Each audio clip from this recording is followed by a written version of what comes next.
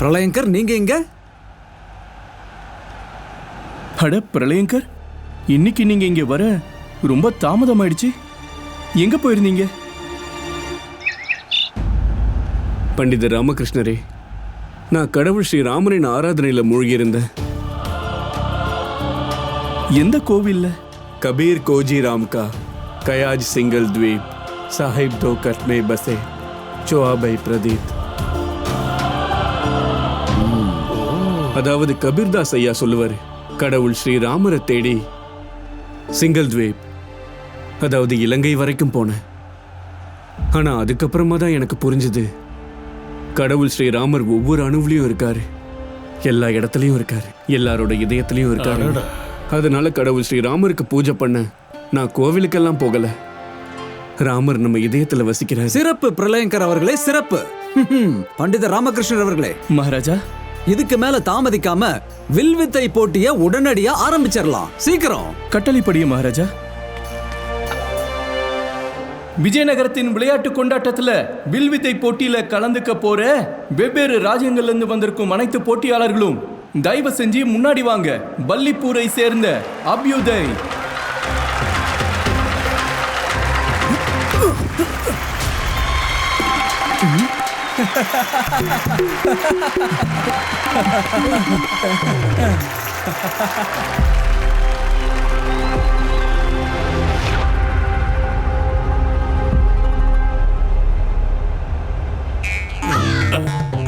கோண்டோலாப்பூரை சேர்ந்த கோபாலன்,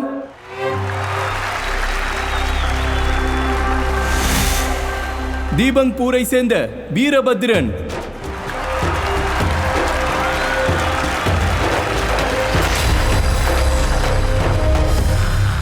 விஜயநகரத்தை சேர்ந்த சுக்ரீத்,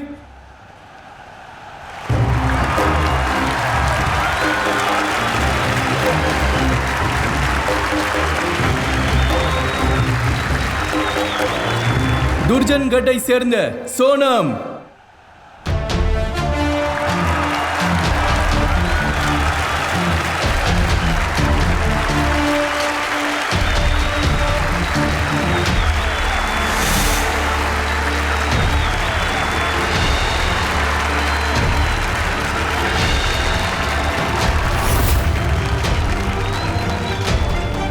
மகாராஜா, இவன் தான் அவன், நம்மளுடைய வில்வீரரை காயப்படுத்தினவன்.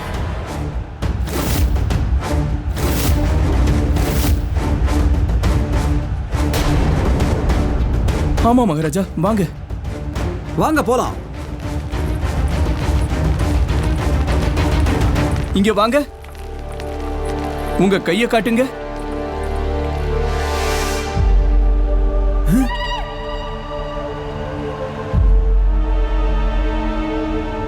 துர்ஜன்கட்டை சேர்ந்த சோனம் அவர்களே, நாங்க எல்லாரும் உங்க கையில இந்த காயம் எப்படி ஏற்பட்டதுன்றதை தெரிஞ்சுக்க விரும்புறோம்.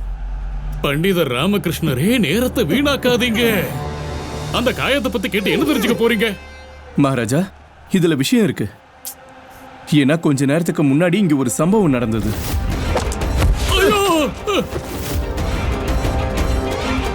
அவன் என்ன கொல்ல இருந்தான்.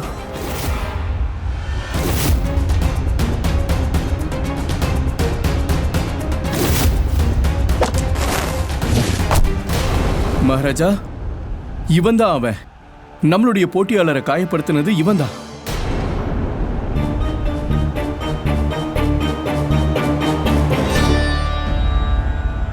சொல்லு, பதில் சொல்லு. இல்ல மகாராஜா, இது போய்.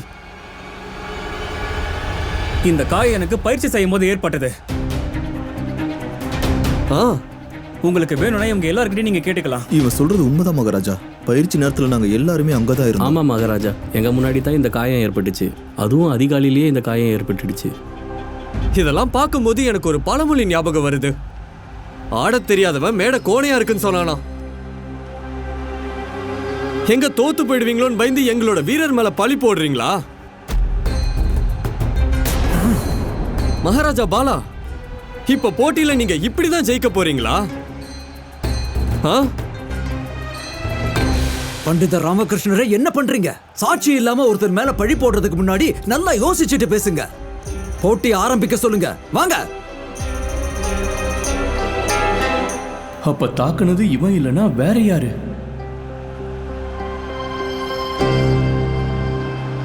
மகாராஜா, நான் இந்த போட்டியில கலந்துக்கணும்னு தான் முயற்சி பண்றேன். முயற்சியா? அந்த தாக்குதலால என்னோட கை ரொம்பவே அடிபட்டிருக்கு. இதுல நாம தான் ஜெயிப்போம்னு உங்களுக்கு உறுதியளிக்க முடியாது. என்ன?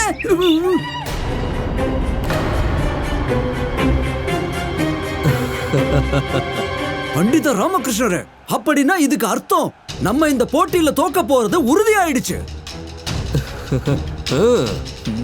உங்ககிட்ட வேற ஏதாவது வழி இருக்கா? இல்ல மகாராஜா. அட கொஞ்சம் யோசிச்சு பாருங்க. ஏன்னா இது ஒரு சாதாரணமான வில்வித்தை போட்டி இல்ல. இது கண்ணை கட்டிக்கிட்டு இலக்கை தாக்குற போட்டி. நம்ம ராஜ்யத்துல இவரை தவிர வேற யாருக்கும் இந்த திறமை கிடையாது. பண்டித ராமகிருஷ்ணரே, கழுத மேல முதல்ல நீங்க தான் உட்கார போறீங்க. ஞாபகம் இருக்குல்ல உங்களுக்கு? அப்படின்னா இதுக்கான அர்த்தம், ஒருவேளை இந்த போட்டியில விஜயநகரத்துல உள்ள எந்த போட்டியாளருமே கலந்துக்கலனா விஜயநகரம் இந்த போட்டியிலிருந்து வெளியேறினதா தானே அர்த்தம். இப்ப என்ன பண்றது? அப்படி நடக்காது மகாராணி.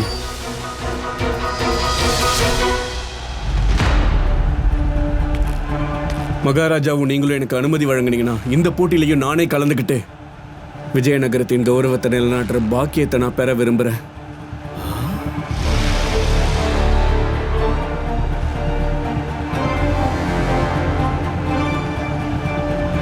கண்ணை கட்டிக்கிட்டு இலக்க தாக்குற வித்தையிலையும் நான் திகழ்ந்தவன் தான். உண்மையாவா? ஒரு வாளுடைய கூர்மை எந்த அளவுக்கு அதிகமாயிட்டே இருக்கும், அது அதே அளவு ஆபத்துடையதா இருக்கும். இவனால விஜயநகரத்துக்கு இன்னொரு வெற்றி கிடைச்சதுன்னா மகாராஜாவோட பார்வையில இவனுக்கு மரியாதை இன்னும் அதிகமாயிடும். அது நமக்கு கொஞ்சம் கூட நல்லதில்ல. பிரளயங்கர் அவர்களே, அந்த கடவுள் என்னமோ உங்களை இங்க விஜயநகரத்தோட மானத்தை காப்பாத்த அனுப்பின மாதிரி தெரியுது. சரி, அப்ப விடுங்க. இந்த போட்டியிலையும் நீங்க தான் போட்டியாளர். போங்க, போய் விஜயநகரத்துக்கு வெற்றியை பெற்றுத்தாங்க. நன்றி மகாராஜா. நில்லுங்க மகாராஜா. அமரப்பள்ளி, நீங்க இங்க? ஆமா மகாராஜா, இவரோட சாமர்த்தியத்துல எனக்கு சந்தேகம் இல்லை. ஆனா கண்ணை கட்டிட்டு இலக்க தாக்குறவங்கல்ல யாரு சர்வ சிறந்தவர்களும் அவங்களுக்கு தான் இந்த வாய்ப்பு வழங்கப்படணும். ஆமா அமரப்பள்ளி, அந்த சர்வ சிறந்தவர் யாரு? அது பண்டிதர் ராமகிருஷ்ணர் ஐயா தான்.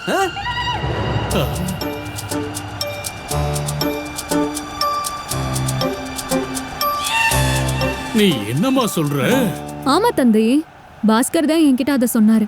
அதாவது பண்டிதர் ராமகிருஷ்ண ஐயா கிட்ட கண்ணை கட்டிட்டு இலக்க தாக்குற ஒரு தனித்துவமான அற்புதமான திறமை இருக்குன்னு.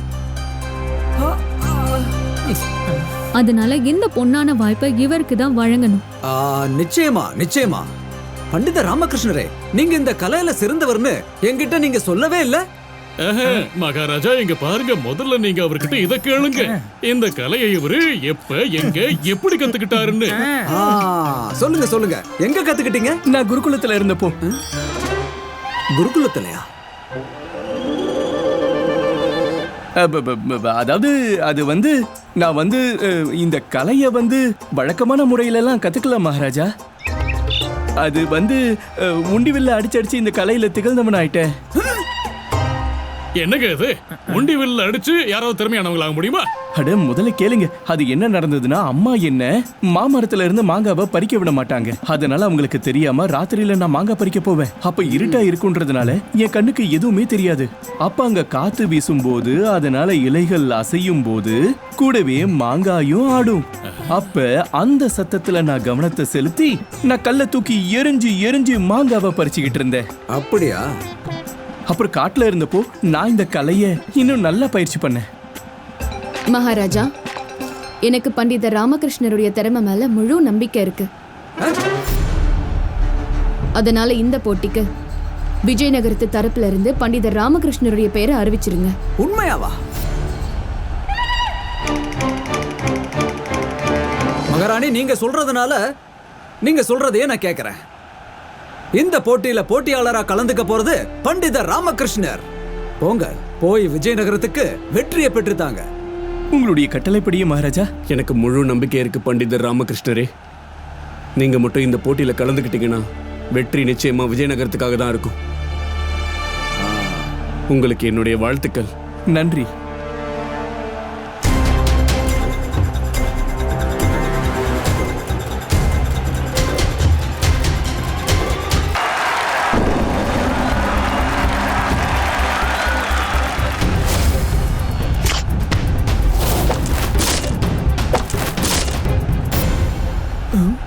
பல்லிப்பூர் 3 மதிப்பெண்கள் பெற்றுள்ளார்கள்.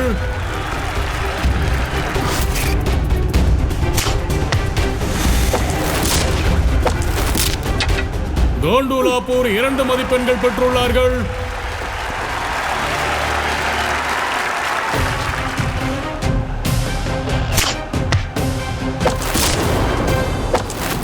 அப்புறம் இந்த சுற்றோட மதுராவுக்கு 3 மதிப்பெண்கள் கிடைச்சிருக்கு. இப்ப அடுத்ததா துர்ஜங்கட் ராஜ்ய போட்டியாளருக்கான நேரம்.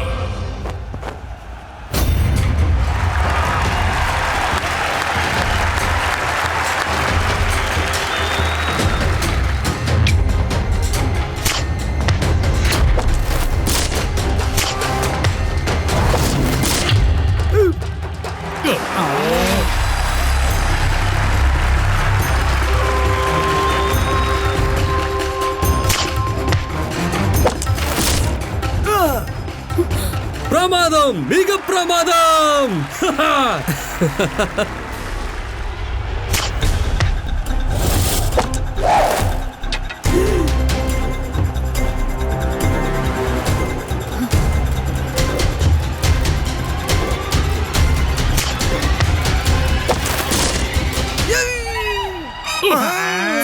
அற்புதம் என் சிங்கமே, அற்புதம். 5ல 4 முறை சரியான குறிய தாக்கி இருக்க. இது வரைக்கும் எந்த போட்டியாளராலையும் இப்படி பண்ண முடிஞ்சதில்ல. துர்ஜன்கட்டின் வெற்றி உறுதியாயிடுச்சு. இப்போ அடுத்து வரப்போறது விஜயநகரத்தோட போட்டியாளரான பண்டிதர் ராமகிருஷ்ணர். இவருக்கு துர்ஜன்கட்டின் போட்டியாளர் இந்த போட்டியை ரொம்பவும் கடினமானதா மாத்திட்டாரு. ஒருவேளை பண்டிதர் ராமகிருஷ்ணர் இதுல வெற்றி பெற நினைச்சாருன்னா அவரு எங்க இருக்கிற 5 குறியையும் சரியா தாக்கியாகணும். அப்புறம் பண்டிதர் ராமகிருஷ்ணருக்கு எங்க எல்லாரோட வாழ்த்துக்களும் எப்பவும் இருக்கும்.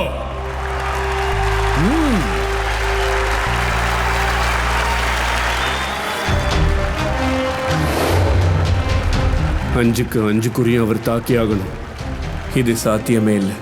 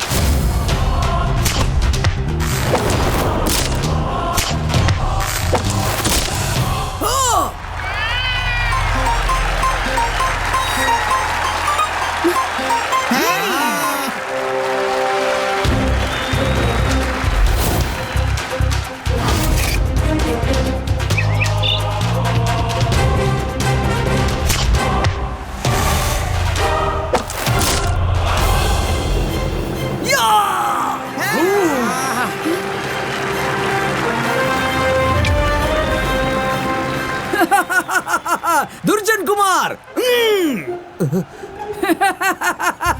பிரமாதம் பண்டிதர் ராமகிருஷ்ணரே, பிரமாதம். அதிர்ஷ்டம் அடிச்சு நான் பார்த்திருக்கேன். ஆனா தொடர்ந்து 4 முறை அதிர்ஷ்டம் அடிக்கிறத இன்னைக்கு தான் பார்க்கிறேன். சரி, இப்ப 5வது முறையும் பண்டிதர் ராமகிருஷ்ணனால குறிப்பாத்து அம்ப விட முடியுதான்னு பொறுத்திருந்து பார்க்கலாம்.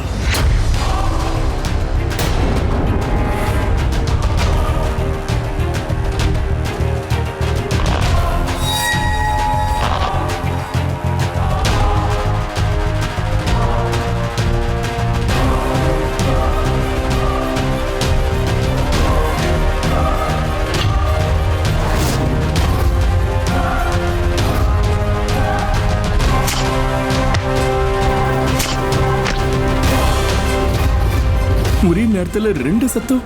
எந்த சத்தத்துல நான் கவனத்தை செலுத்துறது?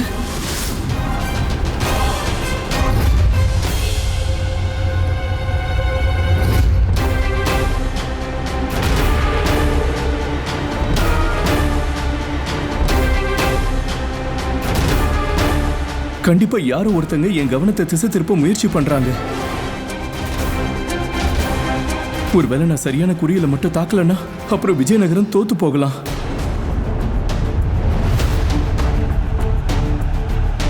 நான் ஏதாவது பண்ணி விஜயநகரத்தை ஜெயிக்க வச்சே ஆகணும்.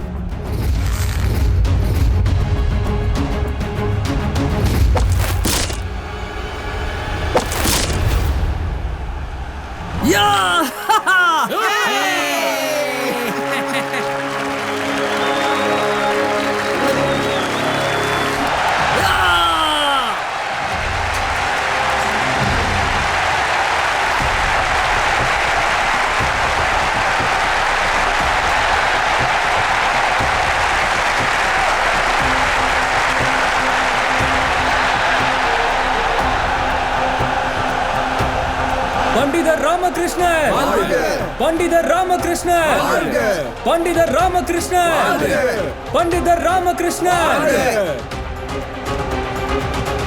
இப்ப 5வது முறையா அதிர்ஷ்டம் அடிச்சதால, அதாவது 5வது முறையாவும் சரியா இலக்க தாக்குறதால விஜயநகரத்தை வெற்றியாளரா அறிவிக்கிறேன். அப்புறம் விஜயநகரத்து ராஜ்யத்துக்கு இப்ப இன்னொரு தங்க பதக்கம் கிடைக்குது.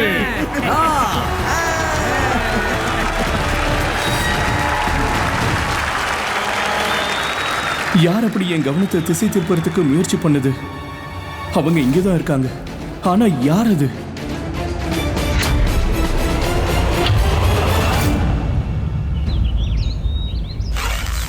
அந்த பலகார கடைக்காரன் இருக்கான்ல, அவங்கிட்ட சொல்லிடு, மகாராஜாவுக்கும் மத்த அதிகாரிகளுக்கும் சுத்தமான நெய்ல இனிப்புகளை பண்ணணும், மத்த எல்லாருக்கும் எண்ணெயை பயன்படுத்திக்க சொல்லு.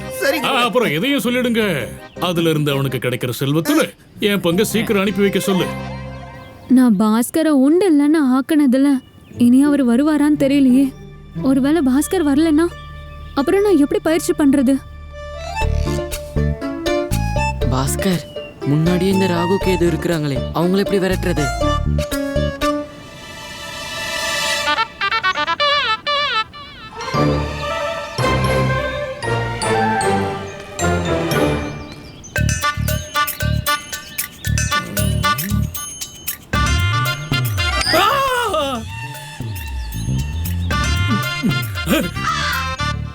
அட தங்க நாணயம், கடவுள் என் மேல அப்படியே தங்க மழை பொழியற போல இருக்கு.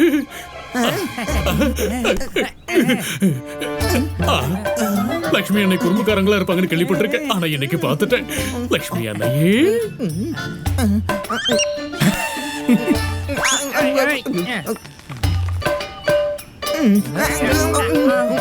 இந்த அப்பா என்ன பண்ணிட்டு இருக்காரு? நீங்க ஒண்ணு பண்ணுங்க, அத போய் பிடிங்க, போங்க. அமரப்பள்ளி, பாஸ்கர், நீ என்ன பண்ணிட்டு இருக்க? நீதான் அப்பாவை ஓட விட்டுட்டு இருக்கியா? உன் அப்பா என்ன பண்ணிட்டு இருக்காரோ அவரை பண்ண விடு. இப்ப என்ன தேவையானதோ அதை நீ பண்ணு. வில்விதையில பயிற்சி பண்ணு. என் கூட வா, பின்னாடி போலாம். அர்ஜுனன் அவனுடைய முழு கவனத்தையும் எப்படி மீனோட கண்கள்ல குறி வச்சானோ அதே மாதிரி நீயும் முழு கவனத்தோட குறி வைக்கணும். உனக்கு அந்த மீனுடைய கண்ணை தவிர வேற எதுவும் தெரியக்கூடாது. ஆனா பாஸ்கர், எனக்கு அந்த மீனோட கண்ணை தவிர மத்த எல்லாமே தெரியுதே. பார்க்க கூடாது, நீ எதையும் பார்க்க கூடாது. உன்னுடைய முழு கவனத்தை செலுத்து.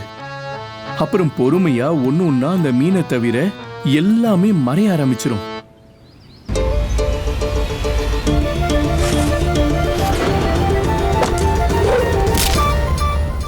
நான் சரியா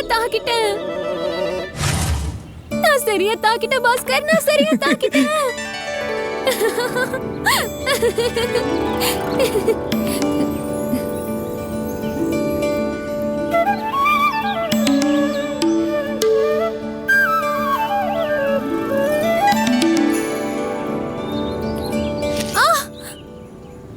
என்னாச்சு? பாஸ்கர், என்னோட கால்ல முள்ளு குத்திருச்சு. ஐயோ, காட்டு. ரொம்ப வலிக்குது.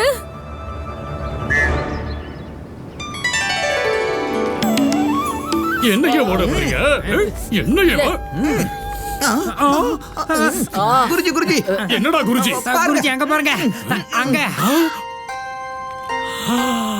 அட கடவுளே, அடே பாஸ்கர், என் மகளை இப்படி தூக்கிட்டு போறதுக்கு உனக்கு எப்படி தைரியம் வந்துச்சு? உனக்கு வைக்கவே இல்லையா? உங்க அப்பா உனக்கு எதைத்தான் கத்து கொடுத்தாரா? கீழே இறக்கி விடு, அவளை கீழே இறக்கி விடு. இவளோட கால்ல முள்ளு குத்தி இருக்கு, இவளால நடக்க முடியல, அதனால தான் உதவி பண்ணிட்டு இருக்கேன். சீ வாய மூடு. அப்படியே மகளால நடக்க முடியலன்னா அவ அப்ப நான என்னோட கையால அவளை தூக்கிட்டு போக முடியும். சரிதான், அப்ப உங்க மகளை பிடிங்க, இந்தாங்க. புடிச்சுக்கிச்சு, என்ன புடிச்சுக்கிச்சு?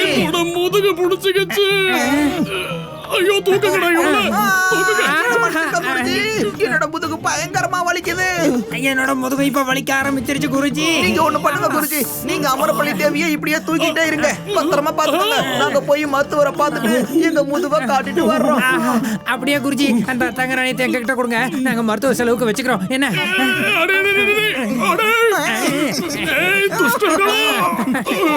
அவங்க ரெண்டு பேரும் கிட்ட இருந்து தங்க நாணயங்களை எடுத்துட்டு ஓடுறாங்க, நீங்க ரெண்டு பேரும் பல்ல காட்டிக்கிட்டு இருக்கீங்க.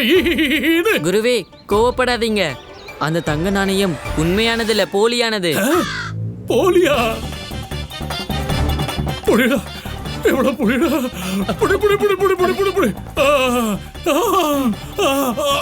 ஐயோ அம்மா, என் முதுகு நல்லா புடிச்சுக்கிச்சு. பாஸ்கர், நீ என்ன இறக்கி விடு, அப்பாவோட முதுக நல்லா இல்ல, என் மகளை பாத்துக்கோ. ஐயோ, ரெண்டு பேரும் அமைதியா இருங்க. நான் முதல்ல ஒரு வேலை பண்றேன், அமரப்பள்ளியை முதல்ல வீட்டுல கொண்டு போய் விட்டு வரேன், அப்புறம் உங்களுக்கு வைத்தியரை அனுப்பி வைக்கிறேன். ஆனா எதுக்காக நீ இங்க வந்த? அட, இவன் எங்க போனா? அடே திமிரு பிடிச்ச போயல.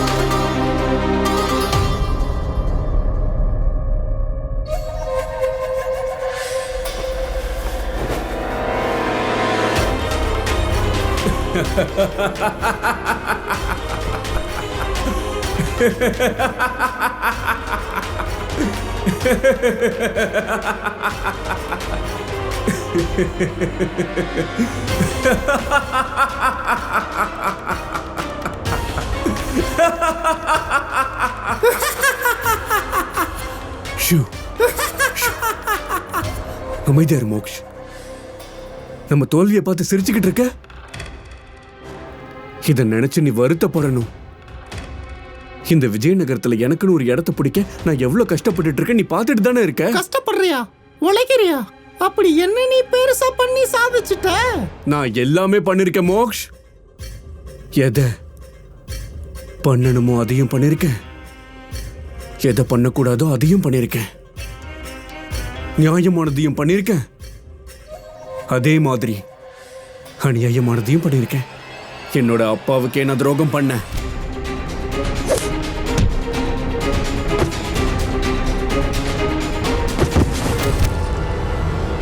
என் அம்மாவோட மறைவை பத்தி சோகமான ஒரு கதையை சொல்லி மக்களோட அனுதாபத்தை சம்பாரிச்சேன். இதோ இங்க நிக்கிறாரு, இவர் தான் என் அம்மாவை அநியாயமா கொன்னது.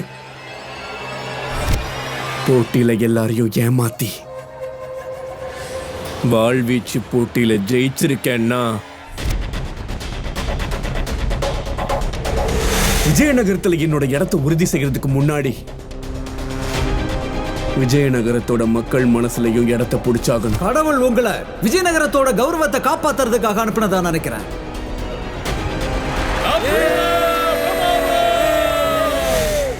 அந்த நாள் ரொம்ப தூரத்துல இல்ல. சீக்கிரமே விஜயநகரத்தின் மந்திரியார் பதவிய நான் தான் அலங்கரிப்பேன். அதுக்கு அடுத்ததா விஜயநகரத்துக்கே ராஜாவாவேன்.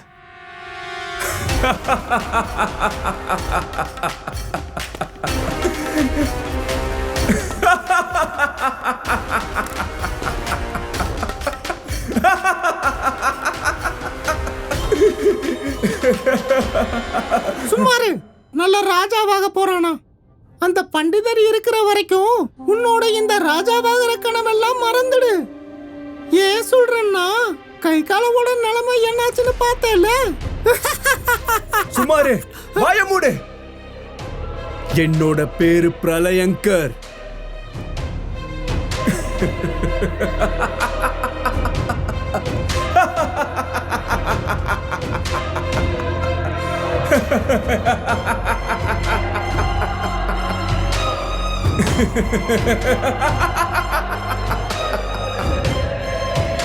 என்னோட பேரு பிரளயங்கர்.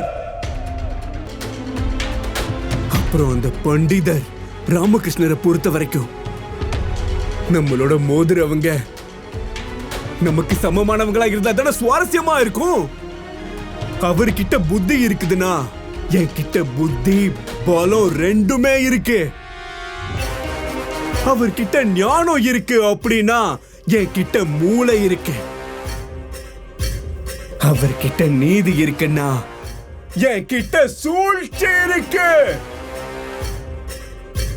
நிச்சயம் நான் ராஜா ஆகி தீருவேன்.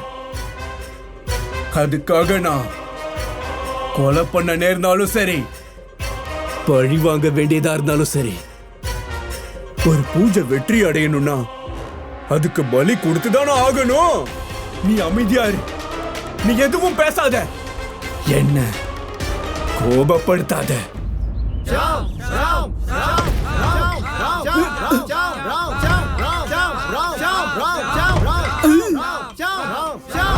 பார்த்து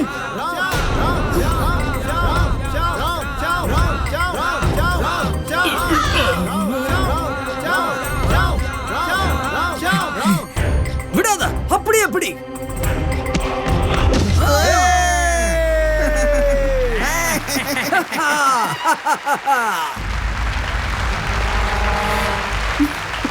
மகாராஜா, விஜயநகரத்தின் சார்பா யார் குஸ்தி போட்டியில கலந்துக்க போறாங்கன்றத இப்ப முடிவு பண்ணியாச்சு.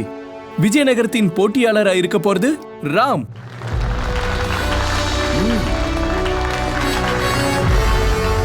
நீ அதை கேட்டியா? நீ தோத்து போயிட்ட. அதனால இனிமே நீ ஏன் அடிமையா இருக்க போற? என் காலை கழுவி அந்த தண்ணியை தான் நீ குடிக்க போற. என்கிட்ட திட்டு வாங்க போற. இன்னில இருந்து நீ என்னோட அடிமை சேவகன் தான். சேவகன்.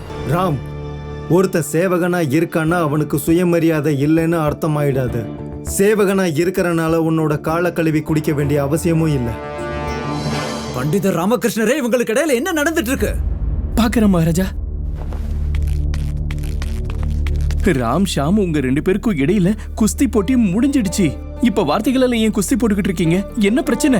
பண்டிதர் ராமகிருஷ்ணரே, விஷயம் என்னன்னா, எங்க ரெண்டு பேருக்கு இடையில ஒரு பந்தயம் இருந்தது. அதாவது குஸ்தியில யார் தோல்வி அடைறாங்களோ ஜெயிக்கிறவங்களுக்கு அவங்க அடிமையா இருக்கணும்னு. ஒரு சேவகனோட வேலை சேவை பண்றது. காலை கழுவி தண்ணியை குடிக்க சொல்றதெல்லாம் ரொம்பவே அநியாயம். நியாயம் எது அநியாயம் எதுன்னு முடிவு பண்ற உரிமை சேவகனுக்கு கிடையாது. சொல்ல போனா இது சரியான விஷயம்தான். அவங்களோட பந்தயப்படி ராம் கிட்ட ஷாம் தோத்திருக்கான் அப்படின்னா அப்ப ஷாம் ராமோட சேவகனாய் தான் தீரணும். அப்புறம் ஒரு எஜமானன் தன் சேவகனை என்ன வேணாலும் செய்ய சொல்ல முடியும். என்ன மகாராஜா, நான் சொல்றது சரிதானே? ராஜகுரு தத்தாச்சாரியாரே, நீங்க சொல்றது சரிதான். ரொம்ப நன்றி. ராம் ஷியாமை வீழ்த்தி இருக்கா. அதனால ஷியாம் ராம் சொல்ற ஒவ்வொரு வார்த்தையும் கேட்டாகணும். ஷியாம், நான் உனக்கு கட்டளை இடுறேன். மகாராஜா, நீங்களும் குருவும் எடுத்த முடிவு சரியானதுதான். நீங்க சொல்ற இந்த விஷயமும் சரிதான்.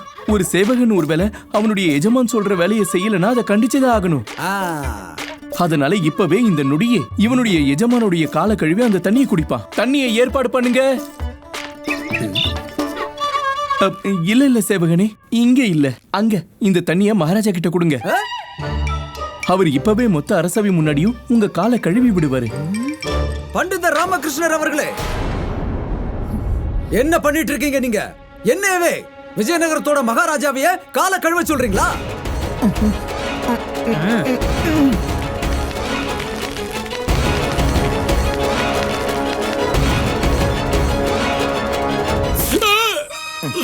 சிவ சிவ சிவ சிவ சிவா! பண்டிதர் ராமகிருஷ்ணரே, எவ்வளவு தைரியம் இருந்த மகாராஜா கிட்ட இப்படி பேசுவீங்க? பாத்தீங்களா மகாராஜா, பாத்தீங்களா? இப்படிப்பட்ட துஷ்டத்தனத்துக்காக பண்டித ராமகிருஷ்ணருக்கு கண்டிப்பா கடுமையான தண்டனை கொடுக்கணும். ரொம்ப சரியா சொன்னீங்க குருவி. தண்டனை கிடைச்சுதான் ஆகணும். மகாராஜா, நீங்க எனக்கு என்ன தண்டனையை முடிவு பண்ணாலும் அதை ஏத்துக்கிட்டு தான் ஆகணும். ஆனா அதுக்கு முன்னாடி நான் உங்ககிட்ட ஒரு விஷயத்தை காட்ட விரும்புறேன். சேவகனே,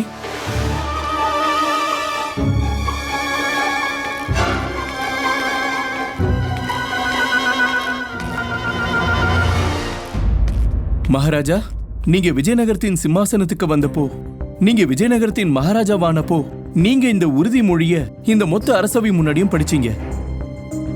தயவு செஞ்சு திரும்ப இது ஒரு முறை படிக்கிறீங்களா? அதுக்கப்புறம் நீங்க எனக்கு மரண தண்டனை வழங்கினா கூட நான் அதை ஏத்துக்கிறேன். சேவகனே,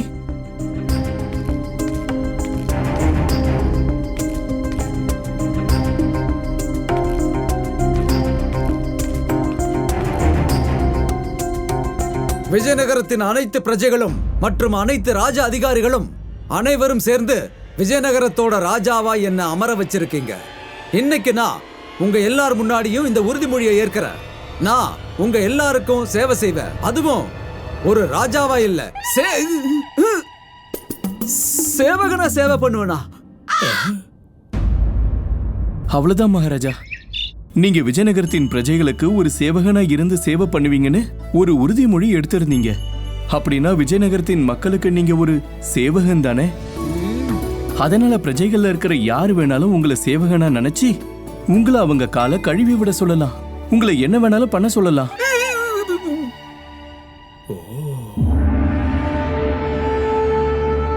ஆனா விஜயநகரத்துல இருக்க யாரும் நீங்க இந்த மாதிரி எதுவும் பண்ணணும்னு விரும்பல மகாராஜா. ஏன்னா நான் உன்னுடைய சேவகன்றது ஒரு விதமான வார்த்தை தான். ஆனா அதுக்காக அவங்கள அப்படியே நம்மளுடைய அடிமை ஆக்கிக்கலான்னு அர்த்தம் இல்ல. நம்ம காலை கழுவ வச்சு தண்ணியை குடிக்க வைக்கலான்னு அர்த்தம் இல்ல மகாராஜா. ஒரு சேவகனுக்கு மரியாதைங்கிறது கிடைக்கணும். நமக்கு சேவை பண்றவங்களுக்கு, நம்மள பாத்துக்கிறவங்களுக்கு இன்னும் அதிகமான மரியாதை கிடைக்கணும். கூடவே இருந்து பாத்துக்கிறவங்கள உண்மையை சொல்லணும்னா இன்னும் அவங்கள நாம நல்லாவே பாத்துக்கணும். அவங்கள அவமதிக்க கூடாது மகாராஜா. வீரர்களே, எல்லாரும் அவங்கவங்க இடத்துக்கு போங்க. பண்டித ராமகிருஷ்ணரே, நீங்க ஒரு மகான். உங்களுடைய சிந்தனையும் முடிவும் கூட சரியானது. பண்டிதர் ராமகிருஷ்ணர், பண்டிதர் ராமகிருஷ்ணர், பண்டிதர் ராமகிருஷ்ணர், பண்டிதர் ராமகிருஷ்ணர். இன்னையில இருந்து நம்ம ராஜ்யத்துல சேவகர்களை யாரும் அவமதிக்க கூடாது. யார் ஒருத்தர் அப்படி பண்ணாலும் அவங்க தண்டிக்கப்படுவாங்க. அப்புறம் விஜயநகரத்தின் சார்பாக இந்த மல்யுத்த போட்டியில ராம் இல்ல, ஷியாம் தான் கலந்துக்க போறாரு. ஏன்னா ராம் மாதிரி எண்ணம் இருக்கக்கூடியவர் விஜயநகரத்தோட மான மரியாதை எல்லாம் எப்படி காப்பாத்த போறாரு? நீங்க சிறந்தவர் மகாராஜா. சொல்லுங்க மகாராஜா பாலகுமார், மகாராஜா பாலகுமார், மகாராஜா பாலகுமார். மகாராஜா, துர்ஜன் கர்டியன் மகாராஜா துர்ஜன் ஒரு கோரிக்கை அனுப்பியிருக்காரு. நீங்களும் உங்க அரசபை உறுப்பினர்களும் மைதானத்துக்கு வந்து அவரை சந்திக்குமாறு சொல்லியிருக்காரு. இது ரொம்ப முக்கியமான விஷயமா? நிச்சயமா. நீங்க இப்பவே போய் அவர்கிட்ட நான் உடனே வரேன்னு சொல்லுங்க.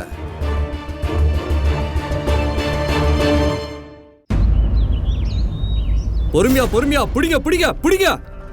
பிரமாதம் பிரமாதம், மிக பிரமாதம், மிக பிரமாதம். பாருங்க பாருங்க, துர்ஜன் கண்டோட போட்டியாளர்களே நல்லா பலமா காத்தடிச்சாலே அப்படியே மேலும் பறந்து போயிடுவாங்க போல இருக்கு. இவங்க என்ன கபடி விளையாட போறாங்க? வாங்க மகாராஜா பாலா. துர்ஜன் அவர்களே, எதுக்காக வர சொன்னீங்க? எல்லாருக்கும் ஏற்கனவே தெரிஞ்ச மாதிரி கபடி போட்டியோட முதல் சுற்று எங்களுக்கும் கோண்டுலாப்பூருக்கும் இடையில நடக்க போகுது. மற்றும் நீங்க முதல்ல மதுராவோட போட்டி போட போறீங்க. தெரியும். ஆனா உண்மையான ஆனந்தமே இந்த போட்டி உங்களுக்கும் எங்களுக்கும் இடையில நடந்தாதான் இருக்கும். யார் தோல்வி அடைகிறாங்களோ அவங்க இந்த போட்டியை விட்டு வெளியேறிடுவாங்க. அதான். ஆனா அப்படி நடக்காது. நீங்க சொன்ன விஷயத்தை பத்தி நான் கண்டிப்பா யோசிக்கிறேன். ஒருவேளை கோண்டுலாப்பூரும் மதுராவும் இதுக்கு சம்மதிச்சாங்கன்னா, மதுராவும் கோண்டுலாப்பூரும் அவங்களுக்குள்ள போட்டி போட தயாரா தான் இருக்காங்க. தயாரா என்ன, உற்சாகமா இருக்காங்க. ஏன்னா அவங்களோட ராஜ்யத்துக்கு இடையிலயும் பகைதான் இருக்கு.